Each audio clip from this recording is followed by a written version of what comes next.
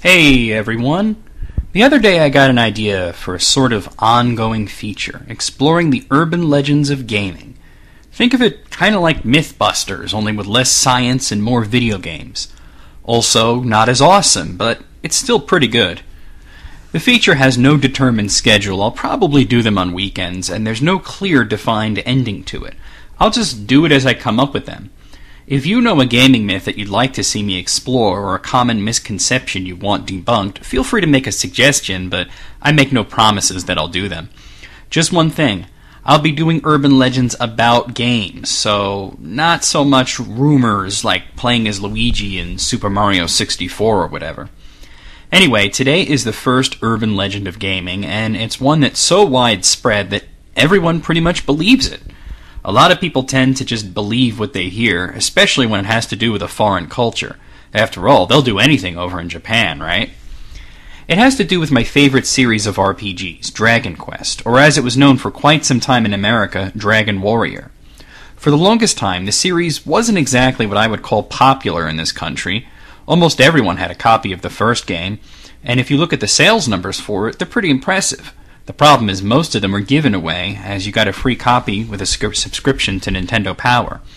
And each successive game in the series got less and less popular, to the point where only about 1,000 copies of Dragon Quest IV, or Dragon Warrior 4, were sold here, and 5 and 6 on Super NES never even came out here.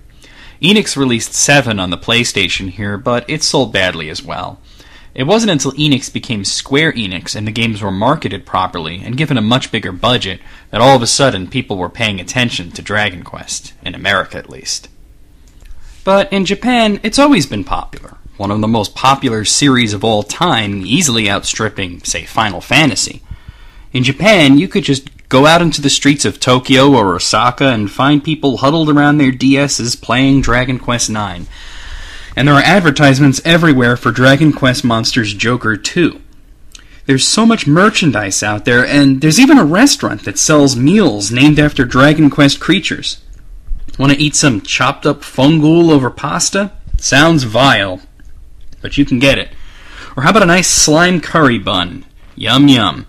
Japanese gaming stores like Super Potato even still sell all the old Famicom games brand new. Keep in mind, I said new. Why buy someone's beat-up copy of Dragon Quest III at a yard sale with their 3 save files all named Superfag when you can get a brand new copy at Super Potato?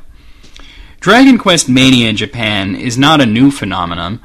The most popular game in the series was Dragon Quest III on the Famicom. It was so popular that millions of children played hooky from school to stand in line, and millions of adults skipped work to stand in line for it.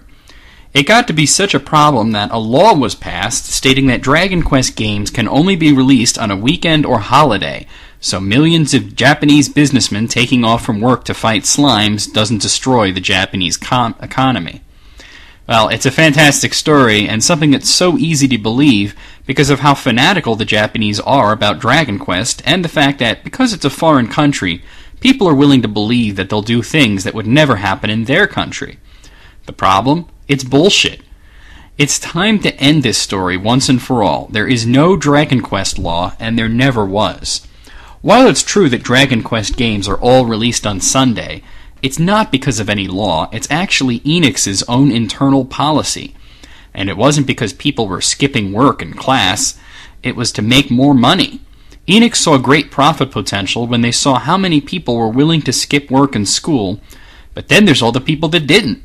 Sure, maybe that they'd buy the game later, but if you want to keep up the series' reputation as an unstoppable phenomenon, release the game on a Sunday. That way nobody is at work or school, and where most people line up to buy it on release day, it means more media coverage, and more people hearing about the game, which increases your brand recognition even more and leads to more people buying it. Pretty smart, huh?